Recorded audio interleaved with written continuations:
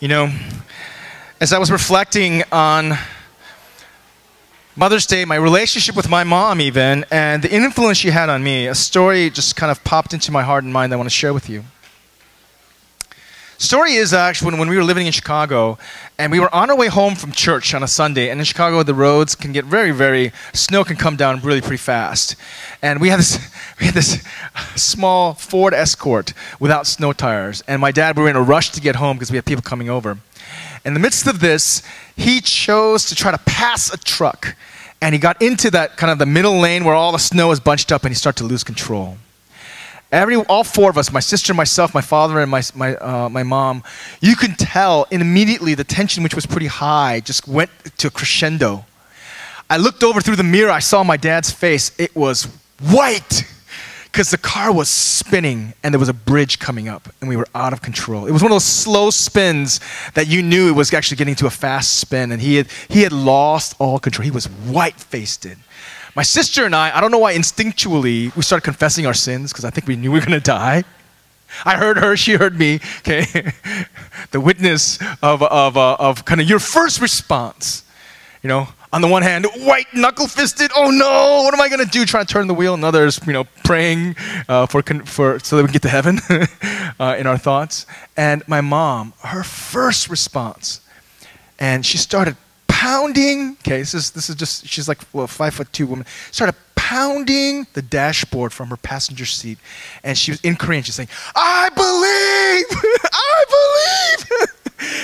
It's, you know, different responses, but that little vignette, that little snapshot reminds me of the faith my mom had, which I saw in our daily life, in times of crisis, and in the mundane day-to-day of her life of trust and her passionate faith in Christ. And I reflect on the fact that I am who I am, yes, because of the ministry of my father and of the people around me, but so much of the good in me, I can say, has come from my mother. And I can say, without a shadow of a doubt, so much of who we are has been shaped by our mothers in good and sometimes in painful ways. And yet this is the way God shapes us so powerfully, so beautifully. And so we want to talk a little about the shaping influence of mothers on Mother's Day. Now, I feel a little guilty because we should talk about mothers and the beautiful role and the encouragement and support of mothers far beyond, and we do, by the way, hopefully, just Mother's Day. But we cannot go beyond Mother's Day and not talk about this and not wrestle with both the brokenness sometimes of our mother's experience, our experiences with our mothers, and the way that God is bringing godly influence to redeem even the generations to come through our mothers. I want to read with you a passage from 2 Timothy chapter 1, verse 5.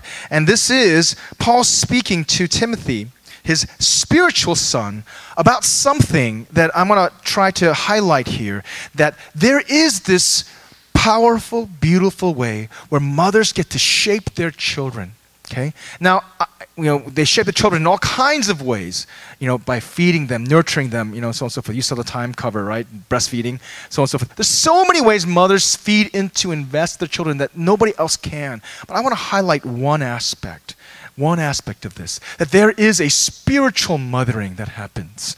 That a role that are given to both biological and spiritual mothers in our midst, that God uses to impress a heart of faith into our lives, whether sons or daughters. And we see this happening even in Timothy's life, that Paul points this out. You read along with me. Verse 5.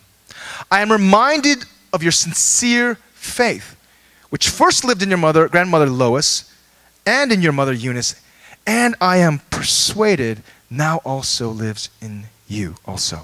Lives also in you. You see what's going on here? Paul is referencing something. He's met this family, in Acts chapter 16, they come across Eunice, who is called a Jewess. In other words, someone who's been a part of the family of God. But there's more than simply that she's just a cultural Jew. There's something about her life, and he's actually pointed out, something about her life that has a sincere faith. But it's not just Lois who has a sincere faith. He's going to make a connection here, and this is just from the simple verse. It says, I see a sincere faith that now lives in you, but it also came through not just your mother, but your mother's mother. That Lois, his grandmother, also had this quality about her life, and had this in such a way that it was so evident. It actually went down a spiritual generation to Timothy's mother, and that went down another generation to Timothy. There is a snapshot of a spiritual inheritance, a sincere faith that has moved from grandmother to mother, then to Timothy. Paul is saying, I know you. I am persuaded that this has happened. This is in you, and it's come even through this route of spiritual mothering. There is something powerful about a faith that is sincere, that shapes the very worldview, shapes the very heart, shapes the very even practices of a generation to come. That mothers are given this great task, this incredible privilege. As we look, and I want to reflect on the fact that it's not simply just the Bible tells us how important the role of mother is. People recognize this. In fact, if you do biographies of great men and women, you find the powerful role of mothers. You find this profoundly influential role. A certain gentleman that you should know, I don't bring up old people just because, but I really appreciate Abraham Lincoln. I understand history. He is, for me, one of, if not the most significant American president we've had. He stood strong in the most hellacious environment. And who does he say, who does he credit for who he is? All the best of him, and even beyond, as the quote says, all that I am or even hope to be, I bring ownership to my angel mother, okay? And if you know his life, this guy, he grew up dirt poor. He had nothing. He had to get educated just on his own. He did not have any resources, any backing. He went through incredible turmoil, nervous breakdowns. He lost a lot of businesses. He went through such turmoil in his life. And yet there was this strength, and there was this leadership, there was this power in his life that was so influential. And who does he credit? His mom. His mom, okay? This is her, by the way. Her name is Nancy Hanks, his mom. He even says, no one is poor if they have a godly mother. That even the richness of life and a future is shifted around. If there's a godliness, if there's spiritual mothering happening in the home, if there's spiritual mothering that the generations are encountering.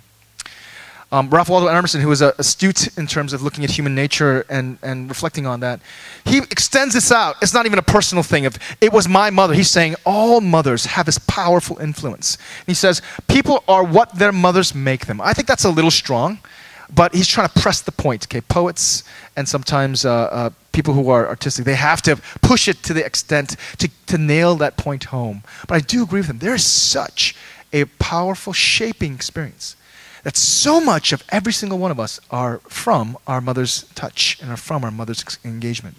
A guy named Lord Shaftesbury, he said this, and I think he's getting a little strong too, but this is how much he puts emphasis. Okay, not, I don't want to say like burden, but the power of a generation of Christian mothers. He says, give me a generation of Christian mothers, and I will undertake to change the whole face of society in 12 months. That's pretty ambitious, don't you think? But what is he saying? That if he has the mothers, the Christian mothers online, that influencing ability is so broad, so deep, so tangible and expressible that you should be able to see even the whole face of society shifting rapidly. There's a lot of evidence of this, by the way, the role of mothers in influencing not just their children, but influencing society through the influencers, okay? So this is King Louis, right? He's one of the 69 kings of France. And if you know the kings of France, most of them were horrible, just like in the Bible. Okay? They did not wear their kingly robes well. They oppressed their people. They were really obnoxious. They did not have a sense of love for their people, much less the people never loved them, except for 3. And when you track it along, you know what the difference between those 3 and the rest of the 69 were? Those 3 were raised, cared for, taught, and nurtured, spiritually mothered by their mothers. Okay, I know it sounds kind of funny, but that's how they kings of France had all these resources available to them, philosophers and teachers, experts in their field, and pedagogy. And yet, what was the greatest successes in terms of the influence these kings had? It was through the influence of the mothers. It's not just here in France. You can track it along even in the context of the Bible as well. And you see in 2 Kings and 2 Chronicles, if you just read, and that's why I love reading, you pick this up, it's repeated over and over and over again.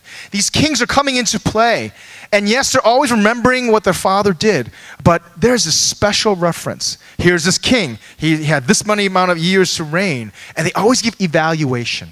Okay? The evaluation is this. He did what was right in the eyes of the Lord, or he did what was evil in the eyes of the Lord. But kind of like right in the middle, smack in the middle of this person coming into their rule, into their reign, and the evaluation is this little line, and his mother's name was, and she was from here. There is this location that she has to take credit for in some ways, who that king would become. Whether he would do, okay, right in the eyes of the Lord, or instead he would do what was evil in the eyes of the Lord. It's not all on the mother, but the mother in a patriarchal society is remembered because of her shaping role, how significant that is. Not just in terms of making sure that the child is brought up and is healthy and has all these experiences and so forth, but in terms of who they become, the moral character, the fiber of their being, even their spiritual life. It's not all on the mother, but the mother has such a powerful role to play. Chuck Swindoll writes it this way: if you are blessed with a good mother, you will reap the benefits for the rest of your days. If your mother neglected your needs, much of what you suffered cannot be erased. For good or for ill, a mother's mark is permanent.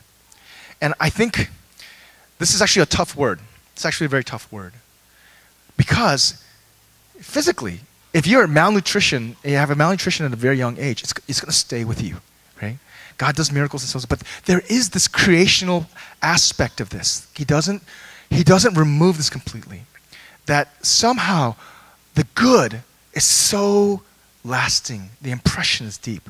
But even the pain and the difficulty of having a mother who didn't love us in the way that we needed to be loved.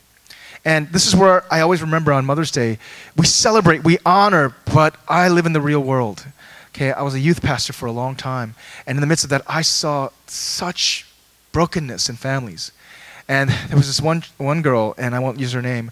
She had such a difficult family life that even the very basic things of just taking care of normal life, she did not have any experience of in her home. And in my own mind, I was actually really, really concerned. I'm like, what life can she expect if this is the home that she's coming from? Because the home that she was coming from, her mother was also the same. But I can also say this. Yes, there is like a permanent marker written, but even permanent markers can be covered, can be painted over, can be actually scraped off. Yes, there is this permanency, but it's not.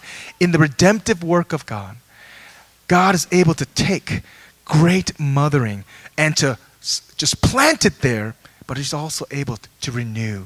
He's also able to restore. Even when we've had tough experiences, He never erases anything. Instead, He builds on top and He renews and refashions. Even with that girl I'm mentioning, I see her and she's thriving. She's developed so much. God has invested so much through other mothers in the community.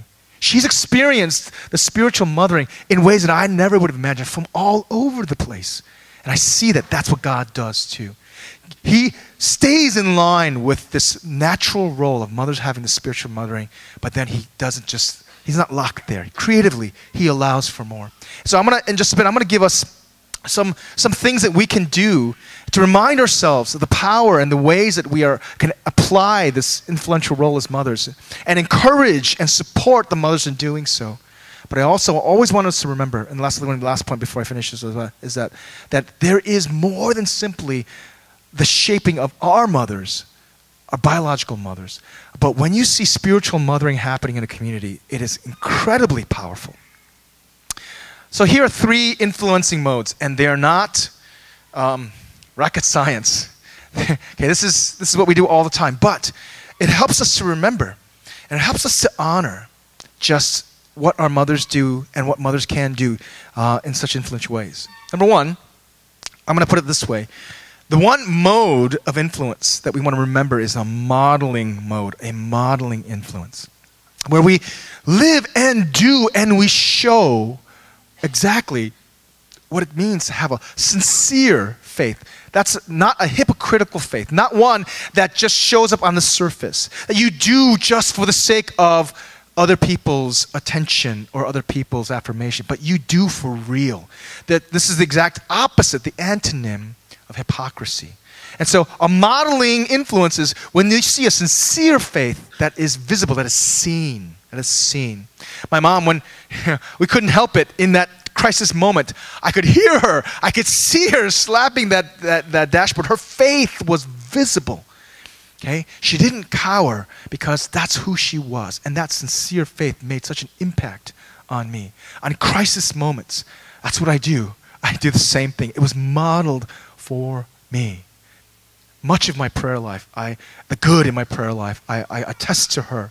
And I'm so thankful for, because it was modeled. She was the first one up and to pray and to clean and to serve and prepare, and she was the last one to sleep. And I try to do that in my family as well, because that's what it means to be this self-sacrificing person. It was modeled before me. I could see it.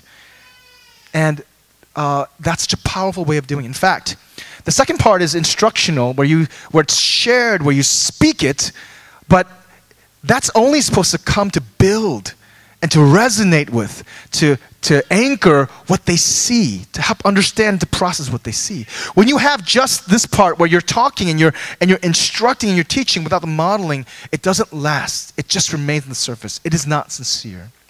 On the flip side, modeling is great, but there's a power when the mom who both models and speaks into their children's lives.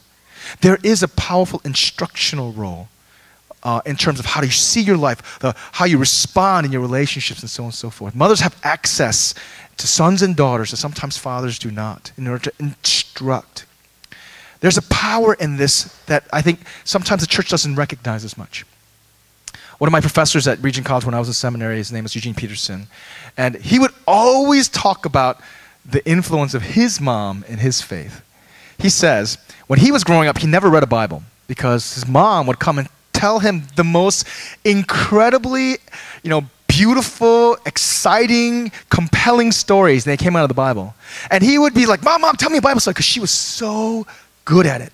She would plant these in his heart and mind that he always wanted to actually know about the Bible and meet this God who was so interesting and so meaningful that when he finally was able to read and get his own Bible, he was disappointed because Mom put stuff in there. She brought stuff to life. He's like, oh, is that it? Yeah. And I can say that the reason why he can come to the Bible translation of the message the way that he did, it was because of the faith that was shared from his mom. His mom. Yeah. There's a power in this when it's modeled and when it's spoken and shared. The third that I want to commend to you, and in this light, is prayer. There's a prayerful influence. That it's not just sincere faith that is seen or spoken and shared, but it's actually seeded. It's planted in the heart to arise when nurtured later. Prayer is so significant. This is a strange part. Sometimes the things that seem the least effective are the most. There's a counterintuitiveness about this. You think I'm modeling this for my children, but they don't follow it? I say, I should do it like I do, but they don't follow it? Guess what? That's there. It's locked in their experience, in their person, available to them. Sometimes I have to yell at them to do it, but it doesn't seem to work, right? Well, that's there too. This is the most powerful way that mothers get to influence their children, I believe. It's not something that's overt. It's not something that, in fact, it's like trying to micromanage and control. Tiger moms don't always result in faith. But praying moms have this powerful influence. They're able to plant these seeds of destiny in their children's lives like none other, like none other.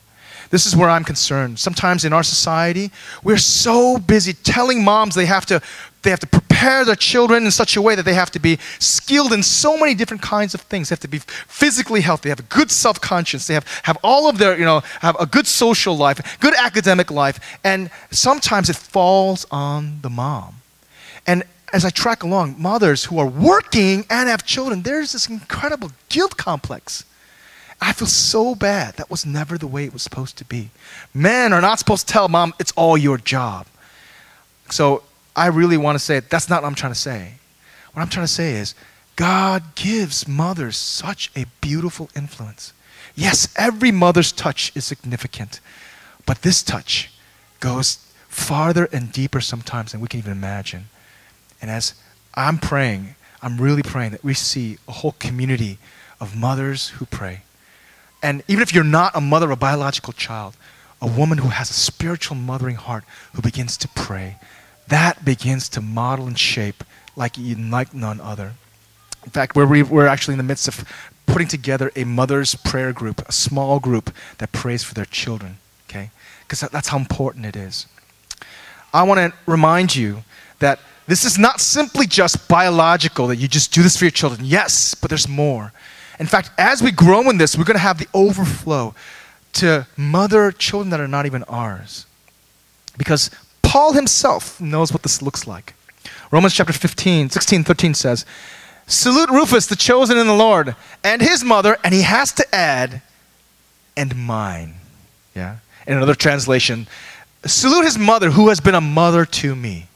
Isn't it interesting? He claims her as his mother. She has spiritually mothered Paul. There is this crossover that we can model, we can show, and we can speak, and we can seed this kind of life, this sincere faith, even to other people. Would you bow your heads with me as we kind of wrap this together,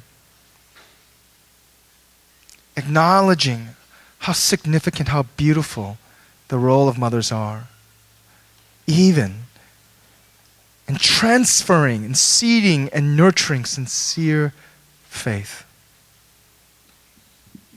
I want to start by encouraging you to begin to pray for your mom. Begin to thank God.